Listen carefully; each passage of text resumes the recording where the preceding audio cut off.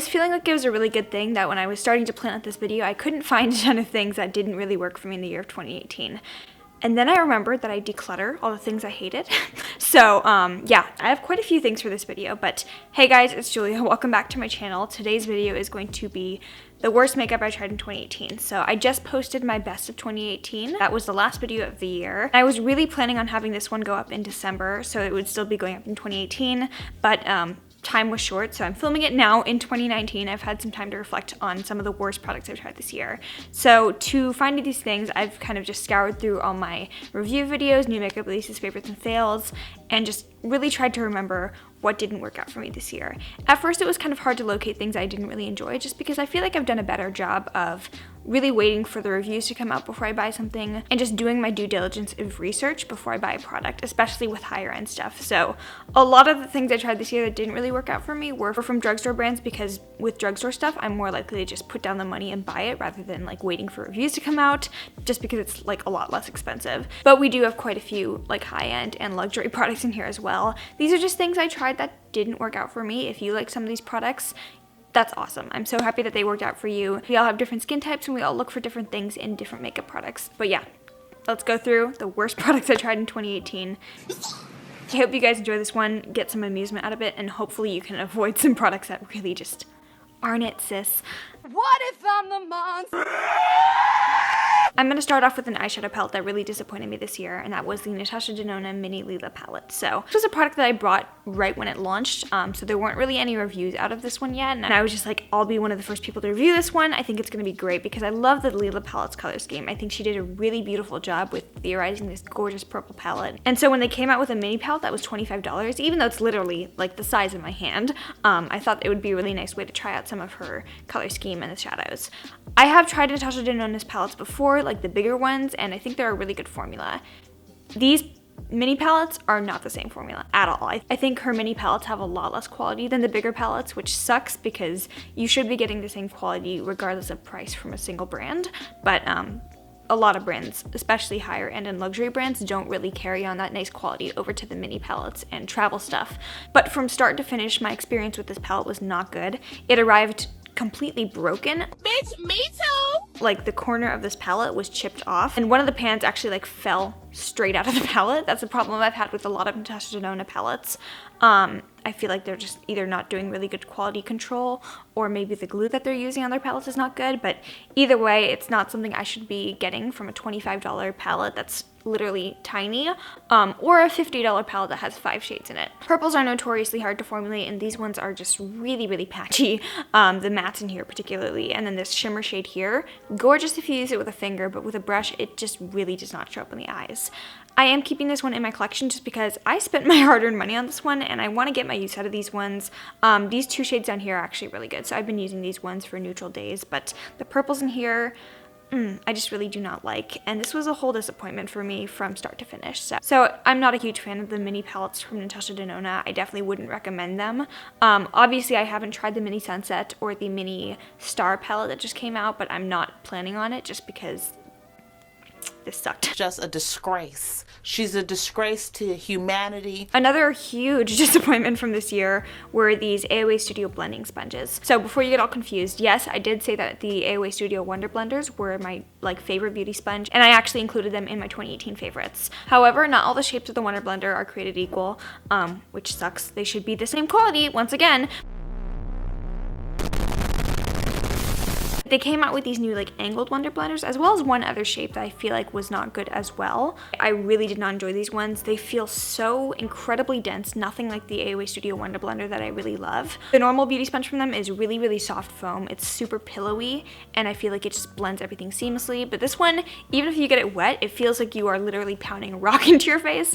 Not pleasant, and it doesn't blend things very well either. So even though these are $1, I'm not super pissed that I spent my money on these ones. Could review them for you guys and maybe keep you guys from getting the bad Wonder Blenders. So if you are shopping for a Wonder Blender, I would definitely recommend getting the teardrop shape, kind of like the traditional beauty blender shape, or the sculpted one, or the beveled one. But these ones, the angled Wonder Blenders,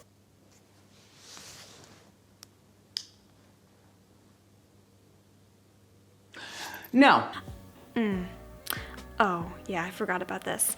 Sometimes I try a product so bad that I just like block it out of my memory. But earlier this year, I think sometime in like February or March, before the whole like vaccination and anti-Semitic scandal, Kat Von D came out with a new formula of her Study Kiss lipsticks, and I was like, oh yeah, hell yeah, let's go. One thing I have to give Kat Von D props for is that her makeup brand really goes there with like cool color schemes and really interesting colors. So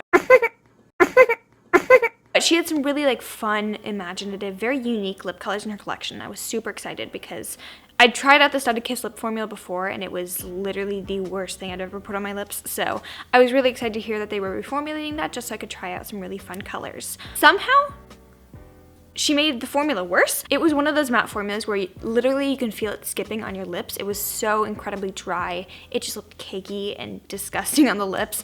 The colors were beautiful and very pigmented. But obviously I don't have them anymore because A, I got rid of all my Kat Von D, and also I declutter a lot of the things I don't enjoy. So for the things in this video that I did not like but I decluttered, I just have them written down on paper.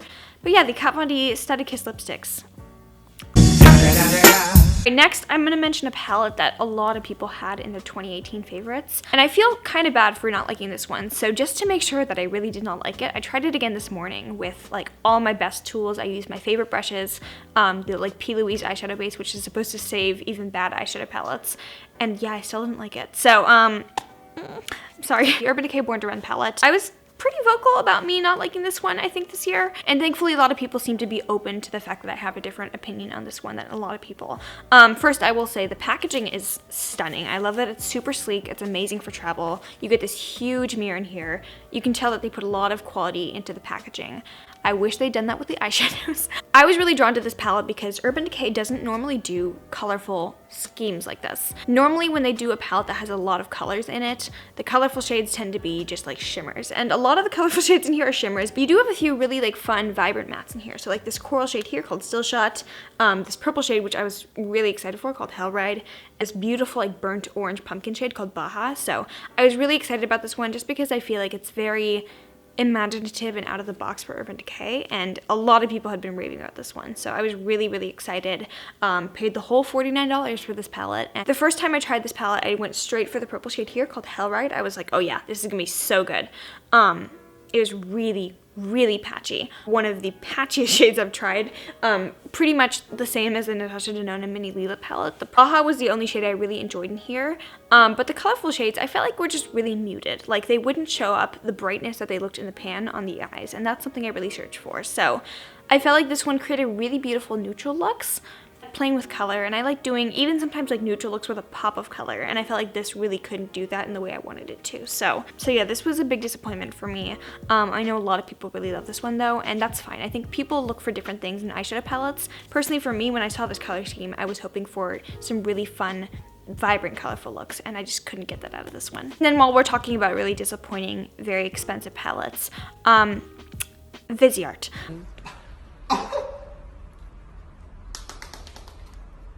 Yeah, hello, 911? I know Viseart is like a cult favorite brand for some people, and I've tried quite a few of their palettes. I had the Petit Pro one, which I ended up giving to my mom. I had one of the Theory palettes in Minx, which is supposed to be the normal formula of Viseart shadows, and I felt like it just wasn't really special, I guess. I ended up trying out one of the bigger palettes. I'm not saying Viseart shadows aren't good, I'm just saying that they're not really special, especially for the price that they charge. So I was really excited when they released the Viseart Petit Pro 2 palette this year. It's kind of like a purple, coral, plummy color scheme, which you guys know I'm like a hoe for purple eyeshadows, so I was like, yeah, I need that. It was a tiny little palette, kind of like the size of my palm, maybe even smaller, so very compact and good for travel. And it was $30, so I was like, this better be good. Plum shade in there, which was super, super patchy, was really disappointing to me. But then the corals in there, just again, weren't that vibrance that I was looking for. Even if I have to build up the shadow like 2 or 3 times, it should show up the color that it looks in the pan, or we're hard to build up without getting super patchy or just being hard to blend. Overall though, I felt like the quality in those mini palettes is just not the same as the regular quality of their palettes, which is disappointing. Because even though I don't feel like Viseart shadows are necessarily the best formula and are totally worth the $80 price tag, I still think they're good. For $30, that Petit Pro palette was just so bad. So yeah, not a huge fan of the Petit Pro 2. That is why I passed it on. I actually gave it to my mom because she loves the Viseart Petit Pro shadows. So she's really enjoying those, but I didn't. Alright, so I feel really bad about this one just because A, it's a really new release, and B, it's an influencer collaboration. But I really enjoyed the rest of the Bretman Colourpop collection. I think the 2 palettes that he came out with, beautiful. I really like the blushes, I really like the glitters, I really liked the other lip products, but every now and then Colourpop comes out with like an ultra satin lip that I feel like is really, really bad. The last one I tried that was just not the same quality as the other ones was from the Alexis Ren collaboration. It was called Bare Necessities. Really, it was just really streaky and really patchy, and for some reason it just wouldn't go on smoothly on the lips. And normally Colourpop Ultra Satin lips just go on like any normal liquid lipstick, but every now and then I try a color from them that's just really not good, and this was one of them. This is the Ultra Satin lip in She Cute from the Colourpop Bretman Rock collaboration. And I was actually really excited about this one because I'm such a sucker for a good nude shade. I lined my lips, I was all excited about this one, and then I put it on, and it was just that nice like streakiness that I hadn't seen for a while from a Colourpop lipstick, but I tried it again and again. I think I tried this one a total of 5 times, and every time it would get streaky, and then I'd put on more, and then it would just look chunky and gross, and I just couldn't get this one to work for me, which was disappointing. Especially because I felt like it was a really beautiful color, especially like on my skin tone, because I am a bit more like yellow toned. I thought it was really pretty. Formula I felt like was very different from the regular Ultra Satin lips, so this was not my favorite. Another thing I really was not a fan of this year was the NYX, no, not NYX. Another thing that I was really not a fan of this year was the Pure Shake and Bake Powder Concealer. It's an interesting idea, I guess, the fact that you have a powder concealer so you don't really have to set the concealer down with another powder. I think it's cool. I just wish it was like less cakey in execution. This just looked so batshit crazy on my skin. I really could not get this to look nice on me. It was just that kind of like obvious you're wearing concealer texture. I've tried out so many amazing concealers in the past year, like the Too Faced one, the Laura Mercier, the First Aid Beauty. Those were some really, really good concealers that I felt like even though they were very full coverage and blocked out deep dark circles under my eyes from not getting any sleep whatsoever, but they still don't look like obvious cakiness. That's something I feel like we saw a lot in older makeup, in the old school makeup days, but now we have better products that like layer better. And this I felt like took me back to that effect of, oh, it looks really, really obvious on your skin. So this was not my favorite, and I just dropped it, but I don't care. Also, the shade range is really bad, so get it together, Pure. 7. Get it together, sweetie. We have a show this weekend. I almost forgot that I tried out this palette just because I had this one for about a week and then I got rid of it. I think I tried to create like 5 different looks with this one, and I didn't post any of them on Instagram just because they didn't come out the way I wanted them to. But the NYX Swear by It palette came out earlier this year. It was this big, like I think 40 color eyeshadow palette. It had so many beautiful shades in there, and I was like, this is gonna be awesome. Honey, you've got a big storm coming. Obviously, this was before the Morphe James Charles palette came out, but this palette from NYX, it was like $35, which is...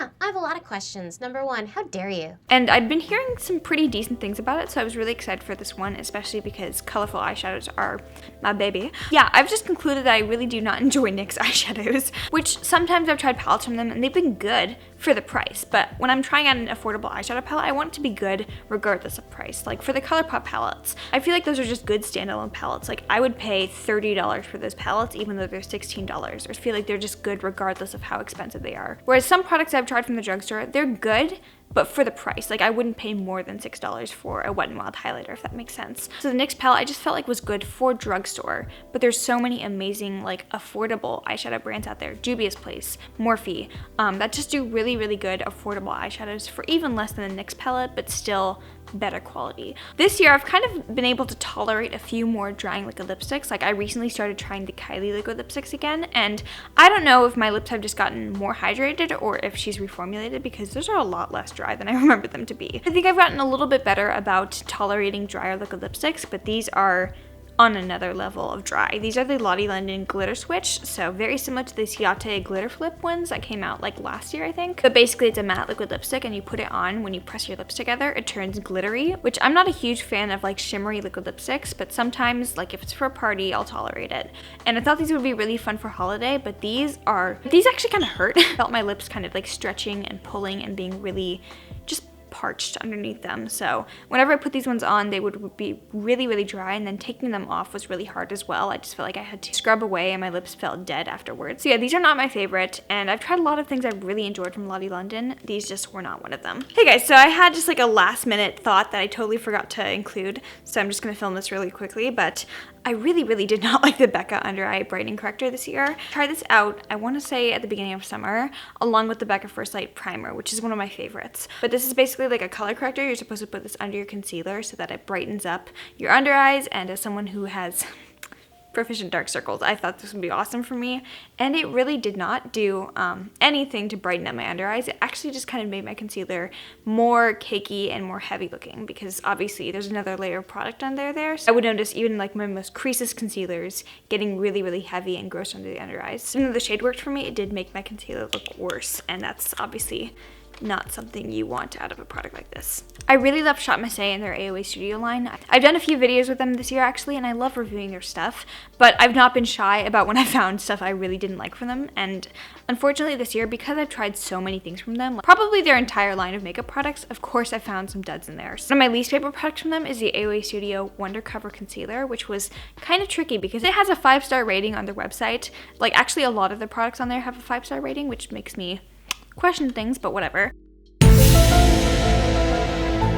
It is literally the driest concealer I've ever tried out, to a point where I would have to do one eye, blend it out immediately, and then do the other eye, because if I left it on for too long, it would just dry out like a liquid lipstick and be unmovable. So this was not my favorite. I was using it for a little bit to do like cut creases and stuff, but even then I just felt like it's not a good concealer. A lot of the things on their website, they are $1, but they feel like better than $1, if that makes sense, whereas this, it feels like $1. Probably the worst mascara I tried this year is from Arbonne. It's a vegan mascara. This is called It's a Long Story.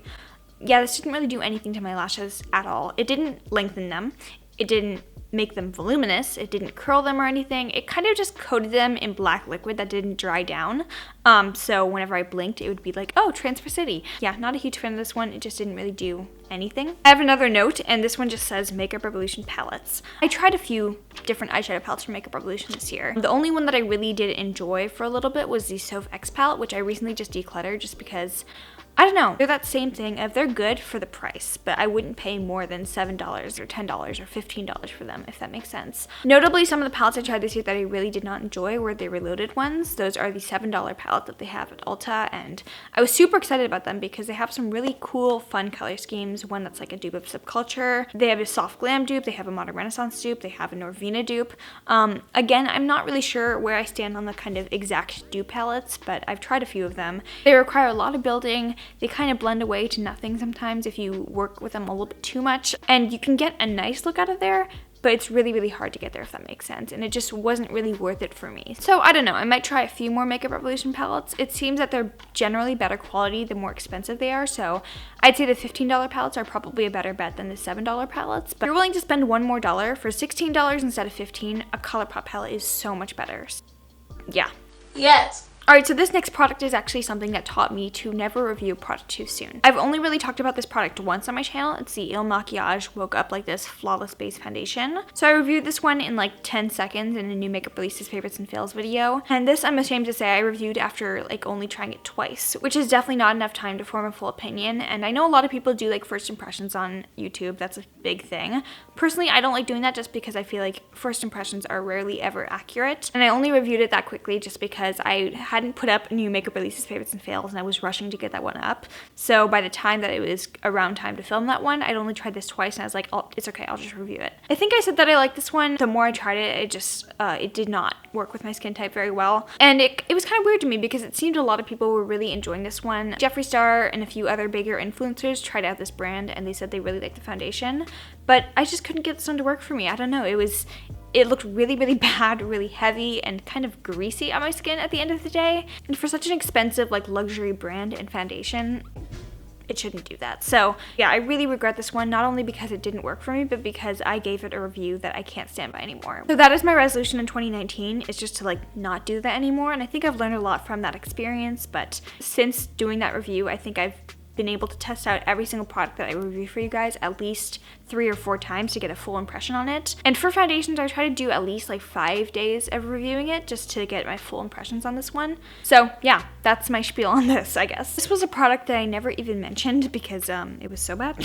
I figured I'd try out some UK-based products this year, so this is the Natural Collection concealer. I'd say I watched like maybe 10 British people, and I probably should have started doing that beforehand because a lot of people really hate this concealer, and I didn't know about that. I hate it too.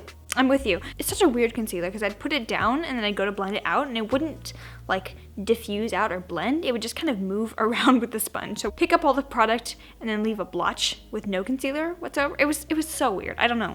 It was just, Another disappointment for me this year came from Anonim Cosmetics. Jay Kissa, I believe, has been talking about these lately. They're a really nice, like, natural makeup brand. They have a lot of really good ingredients in their stuff. This is the Certified Organic Highlighter in the shade Endless Summer. This could be really pretty if it's what you're searching for, but for me, if I'm gonna go for a softer highlighter, I don't want it to have glitter in it. And this is just such a glitter bomb. It just looks really unnatural, and it doesn't give that, like, bright shining glow, so it just looks like you put glitter on your face, which I don't really enjoy. Yeah, it's not a huge favorite, and I'm getting rid of this one. Something I tried out that I actually ended up decluttering was the Decca Scarlet Edition number 10 palette this year. So far, I think I've tried out 4 palettes from them, and the other 3 I really enjoyed. I felt like the eyeshadows were good quality. Something about edition number 10 was really dry. Like if you take a normal eyeshadow palette and put it in a dehydrator and just suck the moisture out of there, they were just dry, hard to blend, not very pigmented, and just not very nice to work with, I guess. So yeah, that was not a huge favorite of mine. I did really like the liner that came with it though. I think that's like one of the best liners ever. All right, so the final product is actually a product that I tried out at the very end of the year, like in the last few days of December. And it is by far the worst product I tried in the entirety of 2018. This is a skincare product. It's from NUGG. It's called the Skin Fizz 3-in-1 Cleanser, Exfoliator, and Mask. It's basically like a powder. You shake it into your hands, mix it with water, and put it on your face. And it's supposed to just fizz up and exfoliate. But the first ingredient in here is sodium bicarbonate, which I'm so dumb. Literally, I'm a science student. I read this and I was like, sodium bicarbonate, that creates a chemical reaction with water. Kind of similar to if you mix baking soda with vinegar. It would kind of fizz up and create this chemical reaction. Or Mentos and Coke. But still, I read that knowing that it was going to create a chemical reaction. I was like, okay, it's fine. It'll probably be gentle enough that it'll exfoliate away the dead skin cells on my face. Put it onto my face. And within 5 seconds, I felt my face burning. And I was like, oh, should I just tough it out? Maybe I can tough it out. Like for 5 minutes, I can tough it out.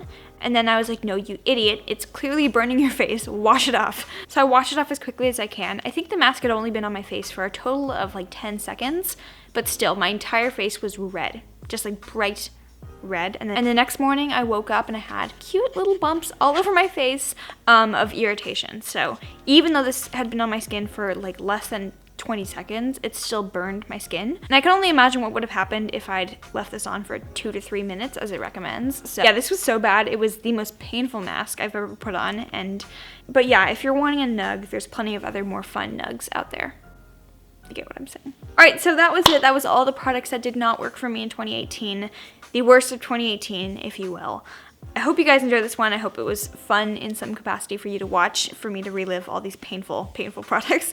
But yeah, I hope you guys enjoyed this fun. Please let me know down in the comments down below, what did you try out this year that you didn't enjoy? Maybe you tried out one of my favorites this year and you hated it. Please let me know. I'd love to know what you guys didn't enjoy. But if you like this video, please give it a thumbs up. Make sure you're subscribed down below. Join the 10,000 plus subscribers family. And also make sure you're following me on Instagram to see makeup looks like this one, posted pretty much every single day. Almost. I'm trying. I'm really trying. And if you made it to the very end of this video, I love you. Bye.